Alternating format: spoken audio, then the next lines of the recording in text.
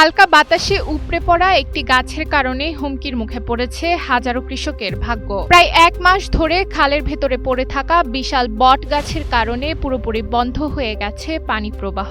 বর্ষা মৌসুমের শুরুতেই খালের পানি আটকে যাওয়ায় এখন চারটি বিলের ৯০০ বিঘা ফসলি জমি তলিয়ে যাওয়ার আশঙ্কা দেখা দিয়েছে।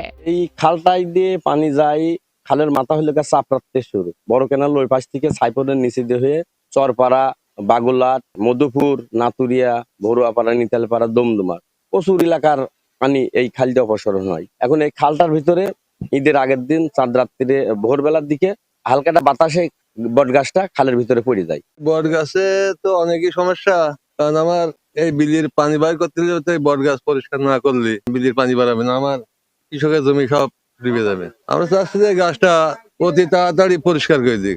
ভয়াবহ এই জলাবদ্ধতার শঙ্কা তৈরি হয়েছে কুষ্টিয়ার কুমারখালী উপজেলার বাগুলাট ইউনিয়নের নিতাইলপাড়া পুরাতন ব্রিজ এলাকায়। গত ২৭শে মে জিকে ড্রেনেজ খালের পাড়ে থাকা অর্ধশত বছরের পুরনো একটি বটগাছ উপড়ে খালের ভেতর পড়ে যায়। ঘটনার পর স্থানীয়রা সড়কের ওপর থেকে ডালপালা কেটে দিলেও সরকারি সম্পত্তি হওয়ায় খালের ভেতরের মূল অংশটি এখনো অপসারণ করা সম্ভব হয়নি। বিলির পানি বেরোয়, এই বিল দিয়ে পানি বেরোয় তো এই গাছ পড়িয়ে যায়।